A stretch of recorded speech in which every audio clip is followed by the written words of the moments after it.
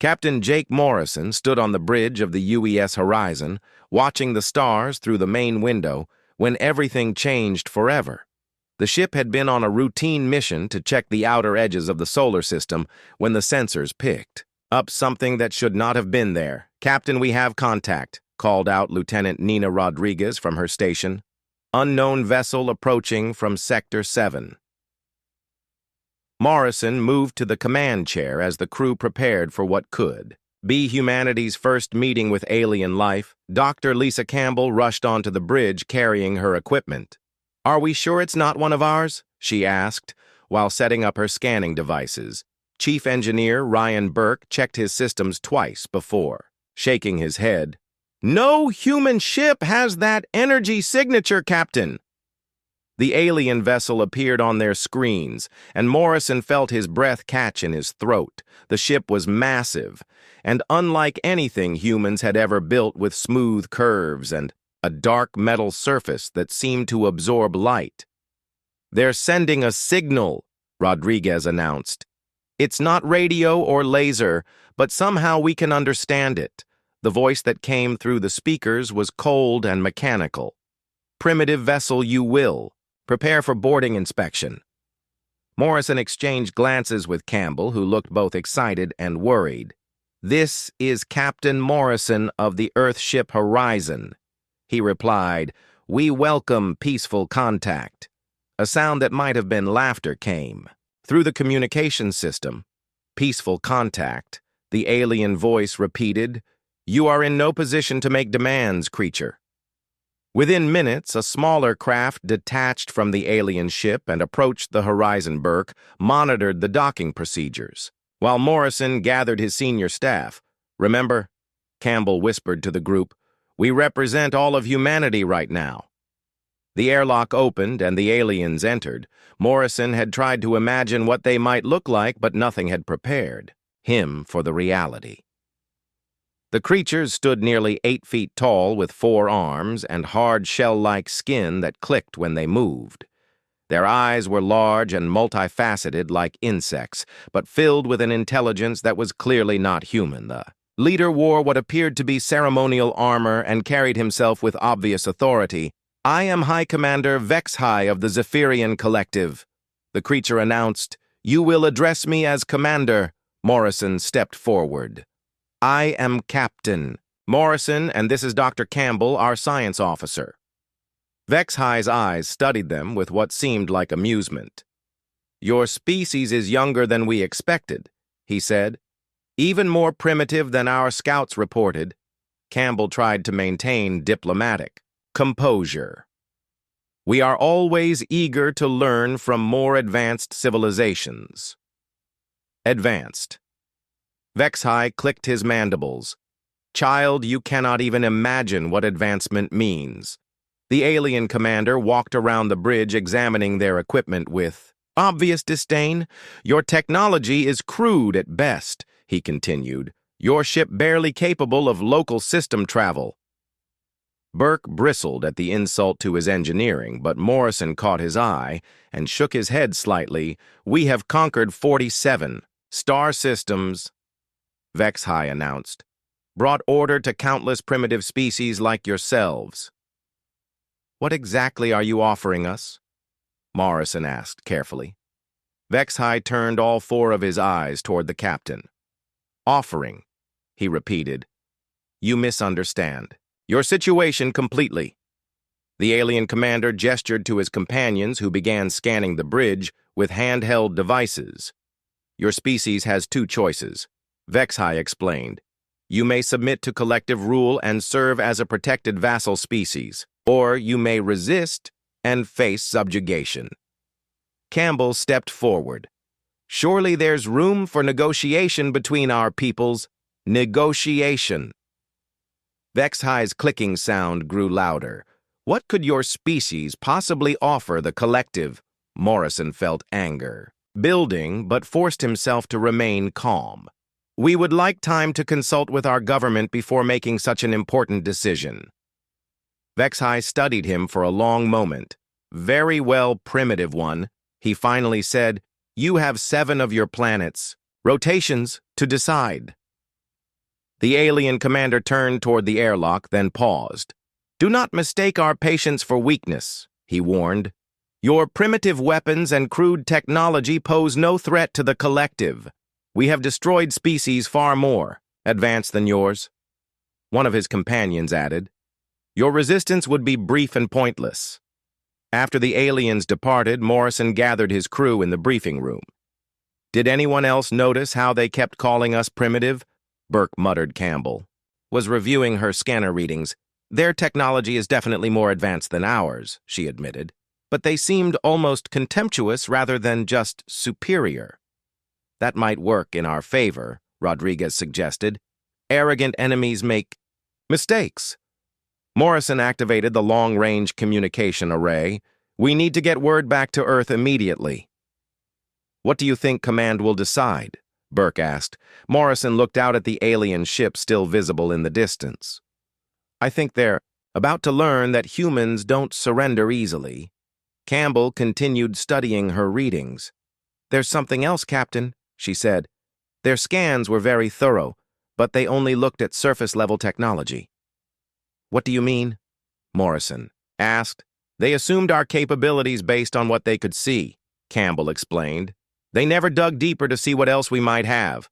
Rodriguez smiled grimly. "Maybe being underestimated isn't such a bad thing after all." Morrison nodded slowly as he composed his message to Earth Command. "Let's hope they keep thinking we're just primitive mammals," he said, "right up until they learn otherwise." The message began transmitting toward Earth while the alien ship waited in the darkness of space. 7 days suddenly seemed like both forever and not nearly enough time. Admiral Kate Sullivan received Morrison's transmission at Earth Defense Command headquarters, buried deep beneath the Colorado mountains. The message played twice before she fully understood what humanity was facing. "Get me Dr. Alex Turner and Colonel Sam Brooks immediately," she ordered her aide. Within an hour, the three most important people in Earth's defense sat around a secure table, reviewing every detail of the alien encounter. 7 days. Brooks said, shaking his head. "They really think we're that easy to intimidate." Turner was already accessing classified files on his tablet. "The arrogance actually works in our favor," he observed. "They're not taking us seriously." Sullivan pulled up tactical displays showing Earth's real defensive capabilities. Good thing they don't know what they're really looking at. Meanwhile, High Commander Vexhai began his systematic study of the human homeworld from a safe distance. His science officers reported back with data that confirmed his initial assessment of human primitiveness. "Their energy production is based on simple fusion technology," reported Sub-Commander Kextai. "Crude but functional for such a young species. Their spacecraft appear to be basic chemical and ion drive systems," added another officer. "No evidence of quantum tunneling or dimensional manipulation." Vexhai studied the readouts with satisfaction. As expected, he concluded, "This will require minimal effort from the collective," the Zephyrian commander ordered. Detailed scans of Earth's major population centers and military installations. What his sensors showed him was exactly what he expected to see from a primitive species: cities with basic defensive systems, simple military bases with conventional weapons, and a space program that barely extended beyond their own solar system. "Their largest weapons appear to be fusion warheads," his weapons officer reported. "Destructive to themselves, but useless against our shielding. Their military forces use projectile weapons and basic energy systems," the tactical officer added. "No match for collective technology." Vexhai clicked his mandibles in amusement. "Begin preparing subjugation protocols," he ordered. "This will be over quickly. Back on Earth, Lieutenant." Rodriguez worked frantically in the intelligence division, decoding intercepted Zephyrian communications. Her translation programs slowly began making sense of the alien language patterns. What she discovered made her blood run cold. "Admiral, they're not planning to negotiate," she reported to Sullivan. "They're already discussing how to divide up our planet." Sullivan reviewed the intercepted messages with growing anger. "They think we're livestock," she said grimly. Dr. Turner activated his secure communication link to installations across the solar system. "Time to wake up the sleeping giants," he announced. Project Prometheus had been humanity's most classified program for the past 30 years. What appeared to be simple mining stations cargo, ships and research facilities began receiving coded activation signals. Colonel Brooks contacted his special operations teams stationed throughout human space. "All units prepare for defensive positions," he transmitted. "Rules of engagement are authorized." The Zephyrians continued their scans, completely unaware that their own communications were being monitored and decoded. They missed the quantum-encrypted signals passing between Earth and its hidden installations. They failed to detect the power cores coming online in disguised military stations. They overlooked the weapon systems hidden inside apparently civilian structures. HFY's scientists reported finding no evidence of advanced military technology beyond basic nuclear weapons. Their defensive capabilities are negligible, the science officer concluded. "We could conquer this world with a single battle group." "Even that seems excessive." HFY replied, "Perhaps a demonstration of our power will convince them to surrender without resistance." On Earth, Dr. Turner met with his engineering teams at the secret lunar facility.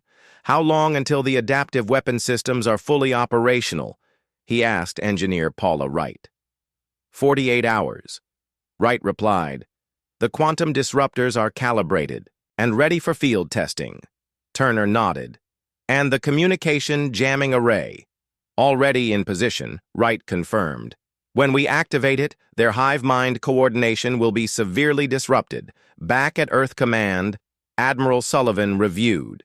The deployment status of humanity's hidden fleet ships disguised as asteroid mining platforms began moving into strategic positions.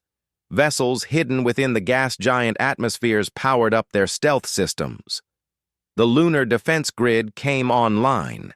Without triggering any obvious energy signatures, Colonel Brooks coordinated with his Marine units scattered across dozens of secret installations. "Remember," he told his commanders, "they think we're primitive, so we use that against them." Dr. Campbell continued analyzing the Zephyrian technology from her lab aboard the Horizon.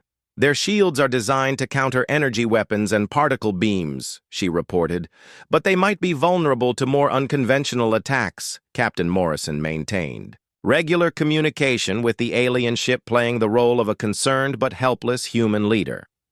"We are still consulting with our government," he told HFY during their daily exchange. "Time grows short, primitive one," the alien commander replied. "Do not test our patience." Morrison bit back his real response and simply nodded. "We understand the urgency of your offer." What HFY didn't understand was that humanity had spent decades preparing for exactly this scenario. Every human settlement in the solar system had hidden defensive capabilities. Every civilian ship could be converted to military use within hours. Every research station doubled as a weapons platform when necessary. Lieutenant Rodriguez intercepted more alien communications, revealing their battle plans. "They're planning to disable our communications first," she reported, "then destroy any resistance with orbital bombardment." Admiral Sullivan smiled grimly. "Let them try," she said. "They're about to learn that humans don't fight fair."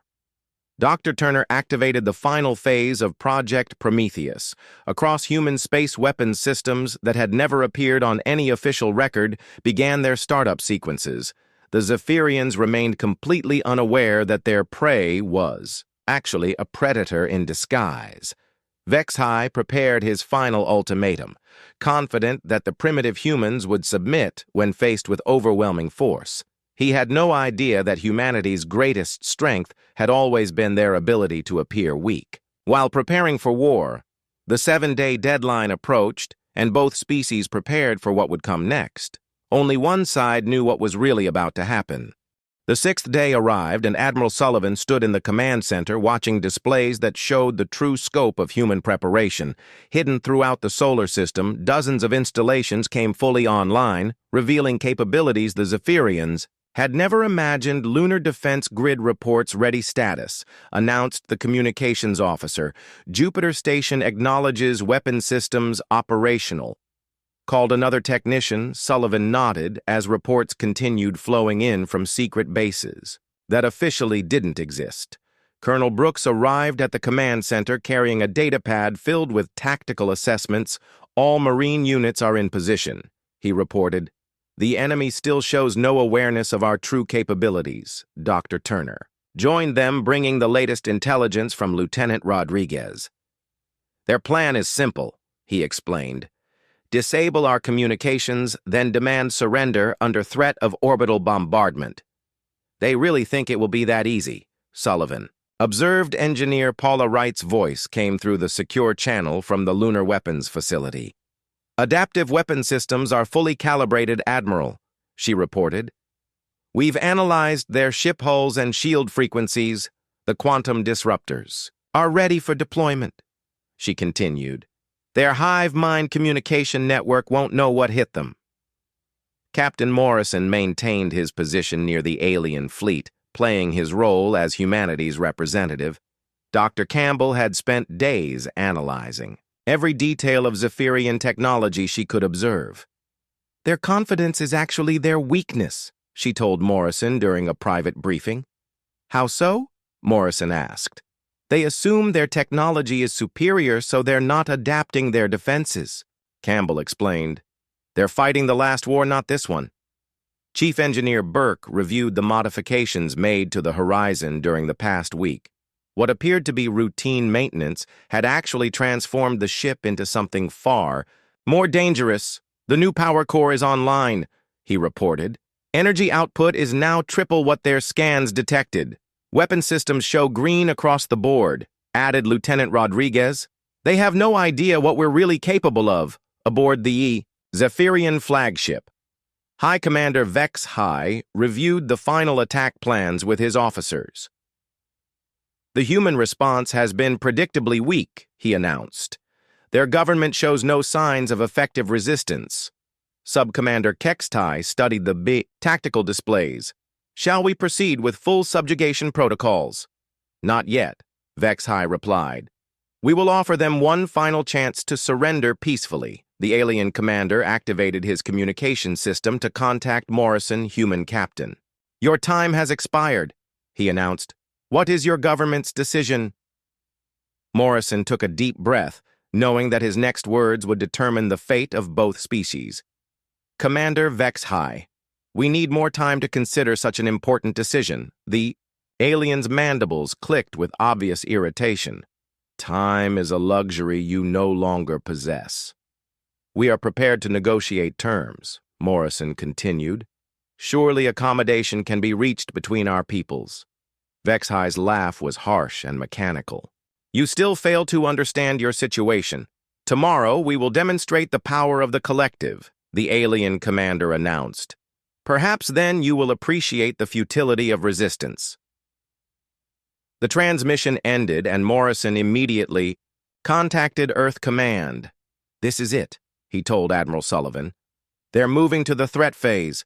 Sullivan activated the fleet-wide communication network, reaching every hidden installation in human space. All units, this is Admiral Sullivan, she announced. Operation Prometheus is now active. Maintain stealth protocols until enemy begins offensive action, she continued.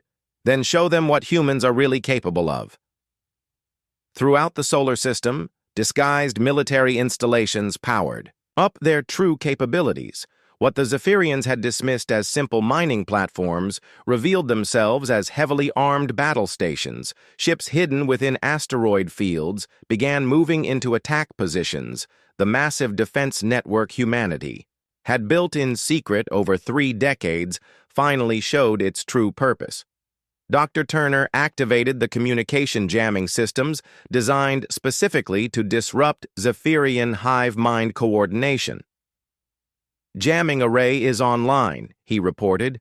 When we activate it, their fleet coordination will collapse. Colonel Brooks reviewed the deployment of his Special Forces teams, Marines stationed on seemingly civilian installations prepared for boarding actions, special operations units hidden throughout human space. checked their equipment.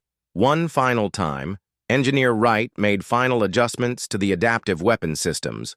The beauty of our approach, she explained to her team, is that we're not trying to match their technology. We're using completely different principles. She continued, weapons based on chaos theory and quantum uncertainty. Their shields are designed to stop conventional energy weapons. Wright added, they're not prepared for what we're about to hit them with. Dr. Campbell completed her analysis of Zephyrian weaknesses aboard the Horizon. Their entire military doctrine is based on technological superiority, she reported. They've never faced an enemy that fights unconventionally. Morrison reviewed the ship's new capabilities with his crew. Remember everyone, he told them.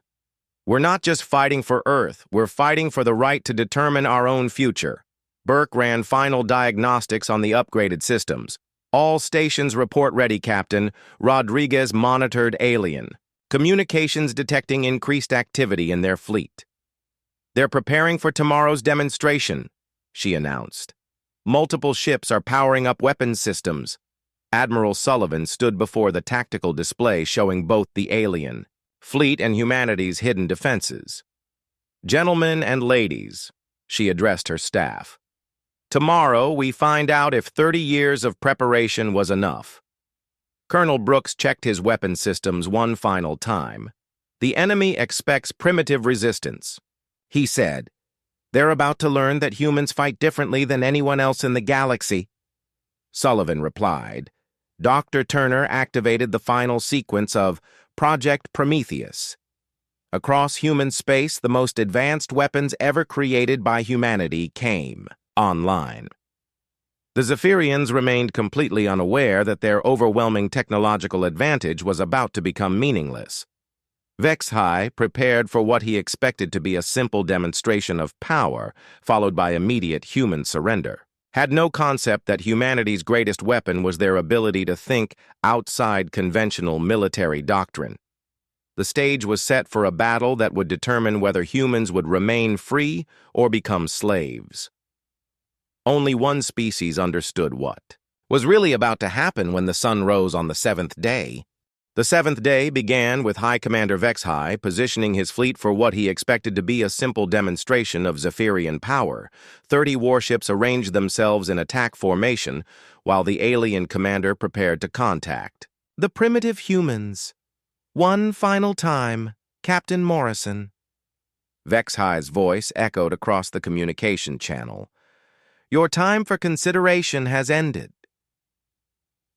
Morrison stood on the bridge of the Horizon, knowing that everything humanity had worked for came down to this moment.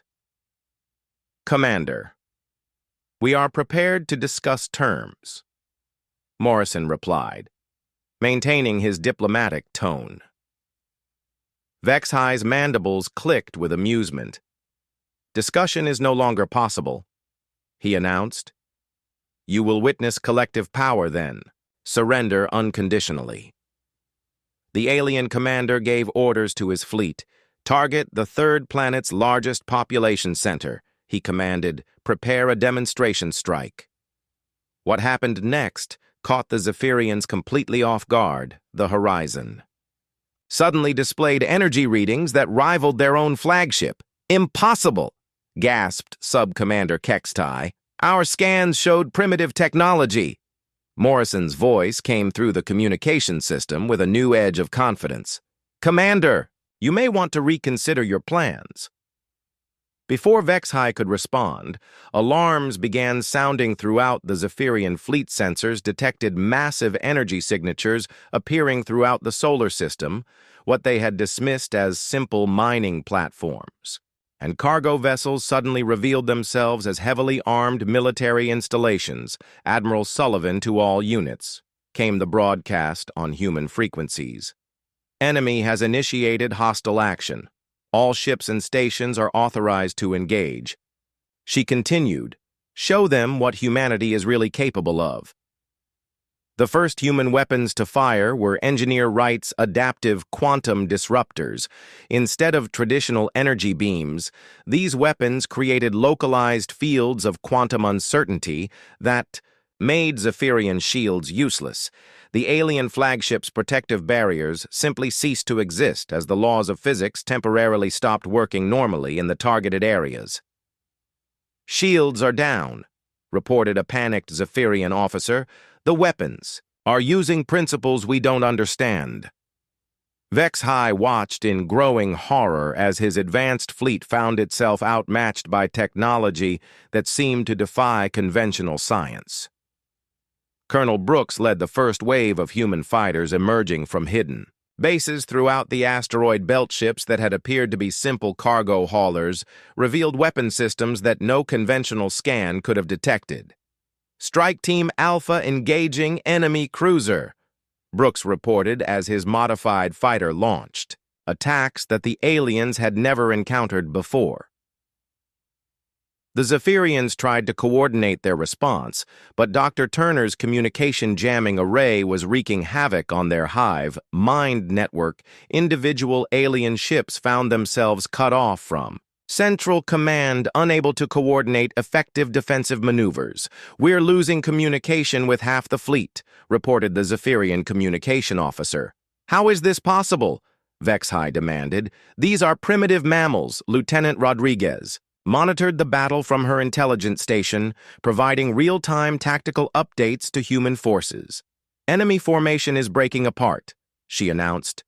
"Their coordination is completely disrupted." Captain Morrison brought the Horizon into direct combat, revealing that the exploration vessel had been extensively modified during the past week. Chief Engineer Burke's upgrades transformed the ship into something that matched Zephyrian firepower while being far more maneuverable. "All weapons firing," Burke reported as the Horizon engaged two alien cruisers simultaneously. Dr. Campbell coordinated the deployment of humanity's most unusual weapon. Instead of trying to match alien technology, humans had developed tactics based on chaos theory and unpredictable combat patterns. "Deploy random pattern generators," Campbell ordered. "Make it impossible for them to predict our movements."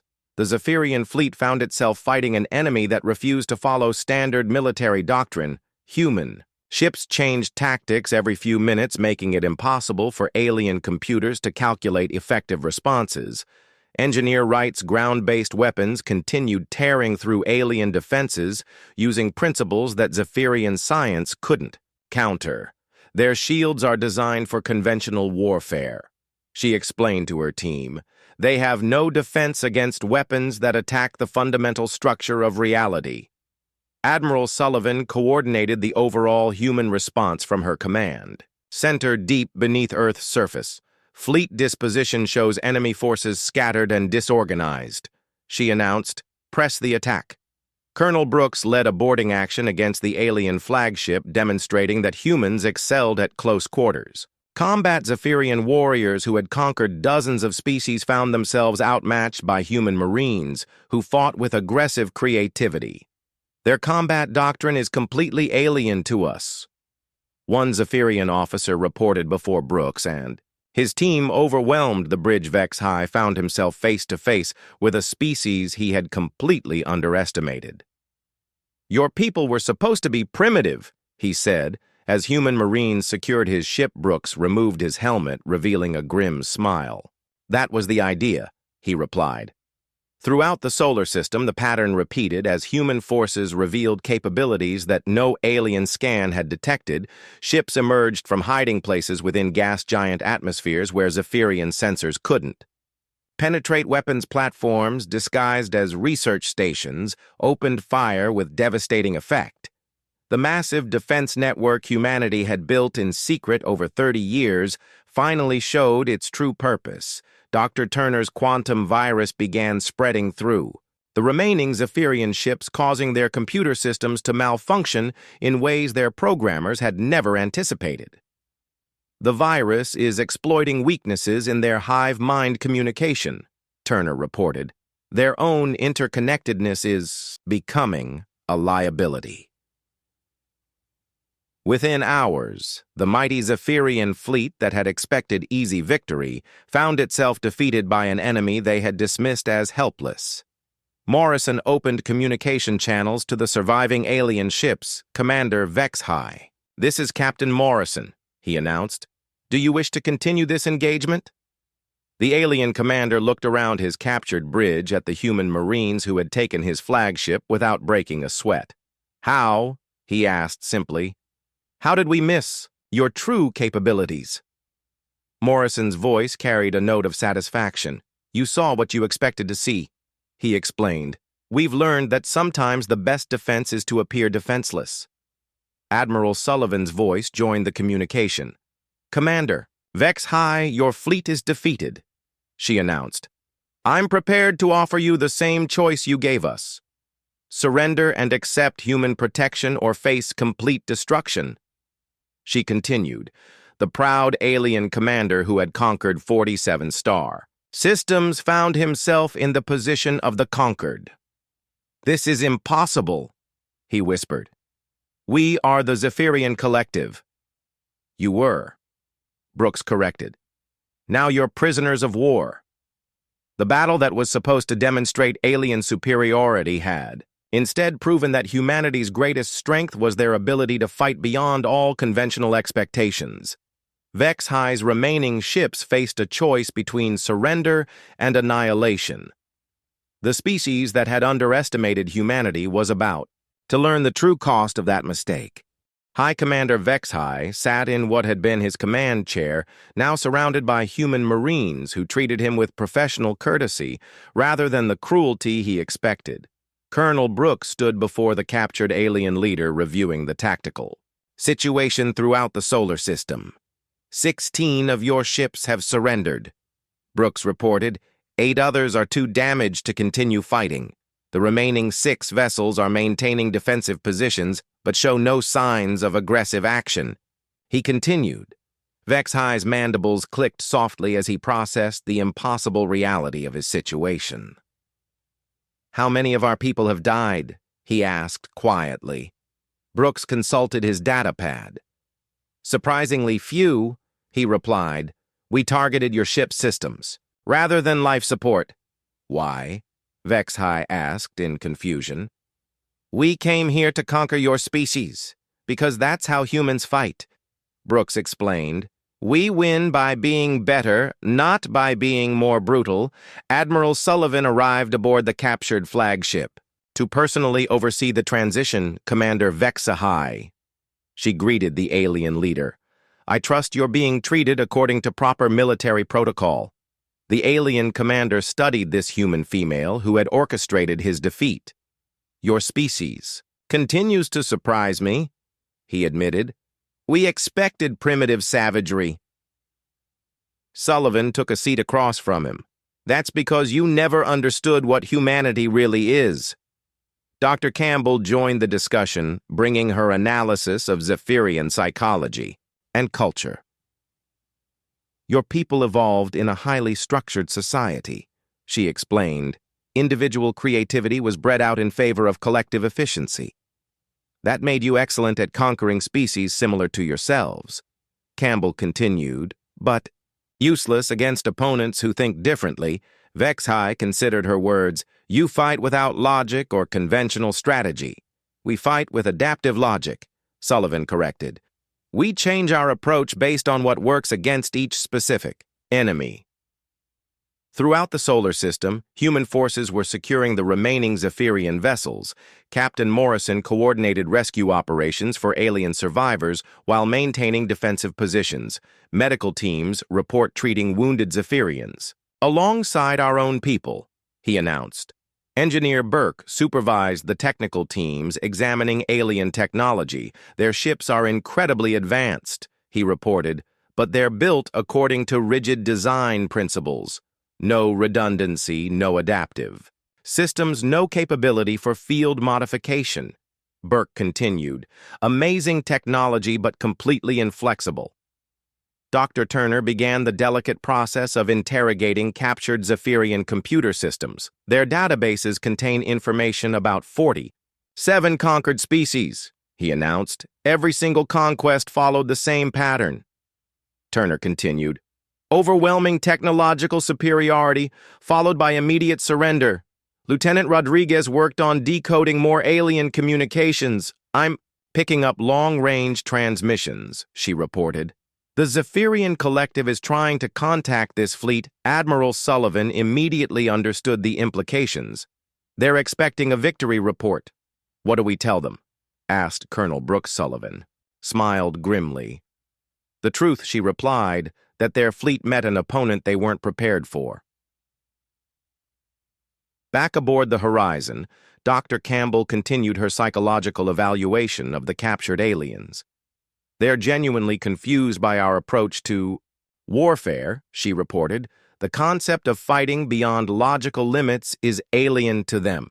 Their entire military doctrine assumes that superior technology automatically means victory. Campbell continued. Morrison reviewed the strategic situation with his senior staff. We've proven that humanity can defend itself, he observed. But what happens next? That depends on how reasonable their leadership is, replied Sullivan over the communication. Link Engineer Wright completed her analysis of Zephyrian weapon systems. Their technology is impressive but predictable, she concluded. Everything follows standard energy projection principles. Our adaptive weapons work because they operate outside conventional physics, Wright explained.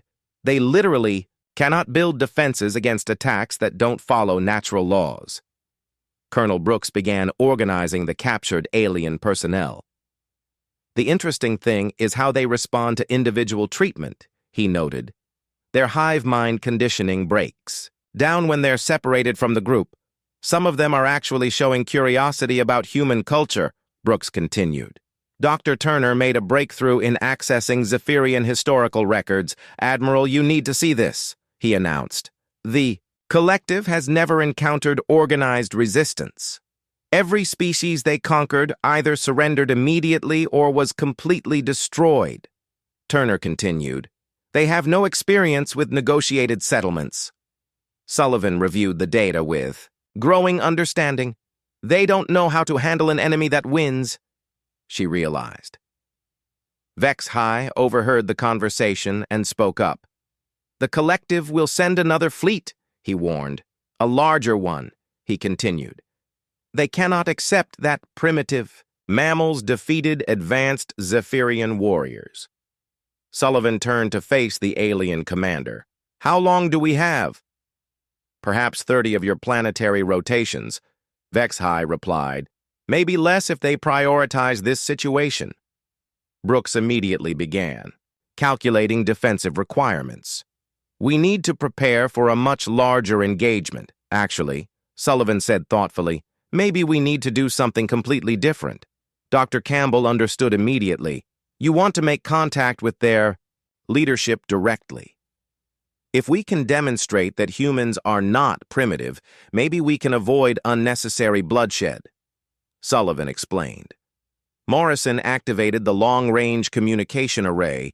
We could use their own equipment to send a message, Vex High. Listened to the human discussion with growing amazement. You would attempt diplomacy after achieving total victory, he asked. That's what separates us from you. Sullivan replied. We fight to win, not to dominate. Your people conquered others because you could, she continued. We fight only to remain free. The alien commander's entire worldview was being challenged by concepts his species had never developed.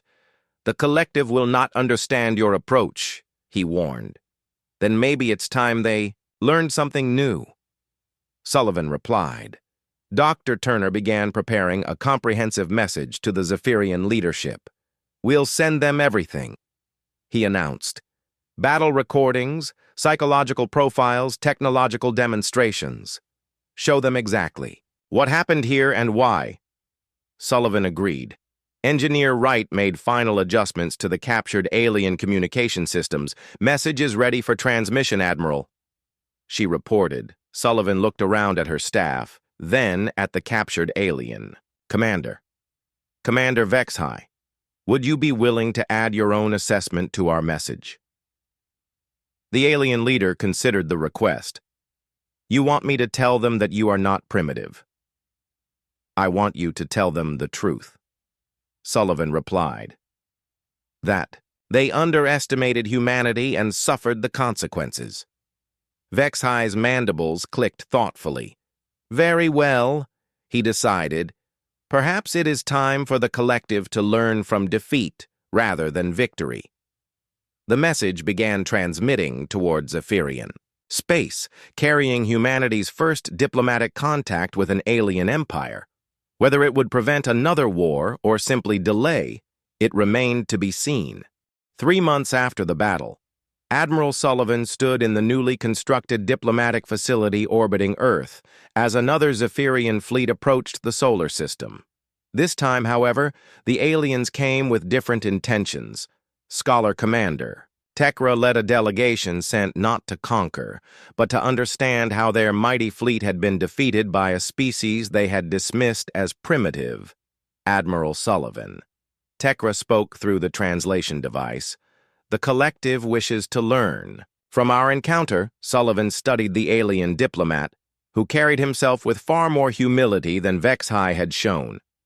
Scholar Commander, we welcome genuine diplomatic contact, she replied. Dr. Campbell had spent weeks preparing for this meeting, analyzing Zephyrian culture and psychology. Their entire society is built around the concept of technological superiority, she had explained. Having that challenged has created a crisis in their worldview.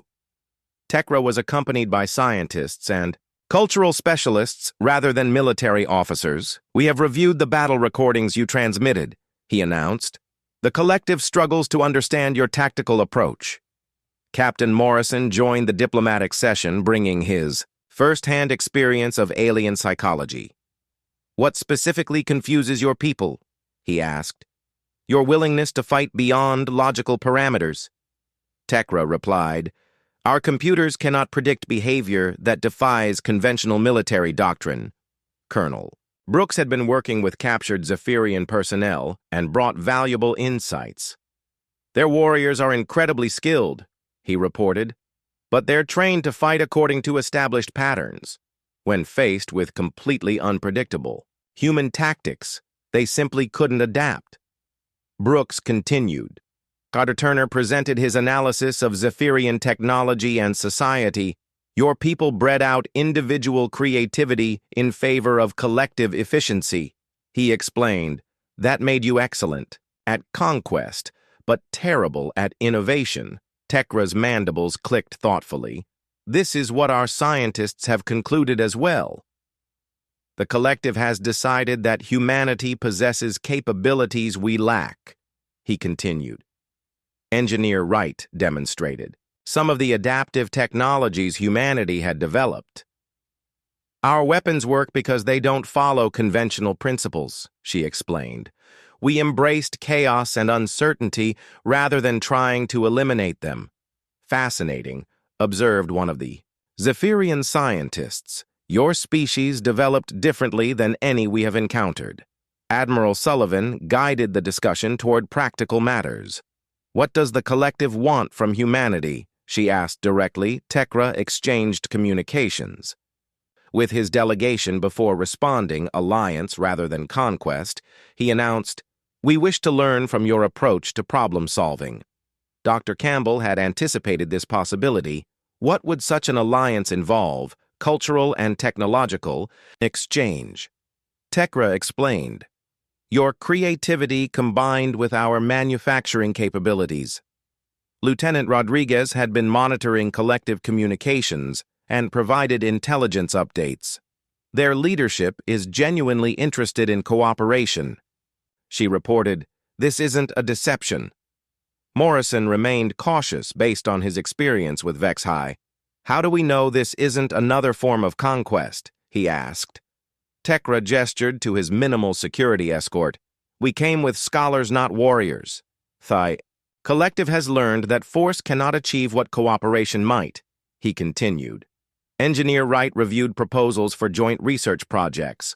They're offering access to their manufacturing technology, she announced, in exchange for our adaptive design principles. Dr. Turner saw possibilities for mutual benefit. Their computer systems are incredibly powerful but completely rigid, he observed. Our software could make them far more flexible. Colonel Brooks maintained security protocols. While allowing for diplomatic progress, trust will have to be earned gradually, he stated, but the potential benefits are significant. Admiral Sullivan convened her senior staff to discuss the alien proposal. This could be exactly what both species need. Dr. Campbell argued, they have resources we lack and we have capabilities they need. The risk is that they could be using diplomacy as another form of conquest, Morrison countered. All evidence suggests they're genuine, Rodriguez reported. Their internal communications show real cultural shock from our victory. Sullivan made the decision that would shape humanity's future. We'll proceed with limited cooperation, she announced. Joint research projects with careful security protocols, TECRA, accepted the cautious approach. The collective understands your wariness, he replied. Trust must be demonstrated, not declared. The first joint project involved establishing a research station in neutral space. Engineer Wright worked alongside Zephyrian, technicians combining human creativity with alien precision. Their manufacturing techniques are incredible, she reported, but they've never considered adaptive design principles. Dr. Turner developed software that allowed Zephyrian computers to process uncertainty and chaos. For the first time in their history, they can analyze unpredictable systems, he announced. The research station became a symbol of what cooperation between different species could achieve. Captain Morrison commanded the joint facility, learning to work with aliens as equals rather than enemies. They're not the same as Vexhi's people, he observed. Defeat taught them humility. Dr. Campbell established cultural exchange programs allowing humans and Zephyrians to learn from each other. They're fascinated by human concepts like individual creativity and emotional decision-making, she reported. Meanwhile, we're learning from their systematic approach to large-scale organization, Campbell continued. Colonel Brooks maintained security but gradually developed respect for his former enemies. Some of the captured Zephyrians have requested to remain here, he announced. They want to study human military doctrine. Admiral Sullivan addressed the United Earth Assembly 6 months after first contact. Humanity's greatest victory was not defeating a superior enemy, she told the gathered representatives. Our triumph was teaching that enemy to see strength in what they had considered weakness. Sullivan continued. Scholar Commander. TECRA submitted his final report to the Zephyrian Collective. Humanity does not merely survive adversity, he wrote.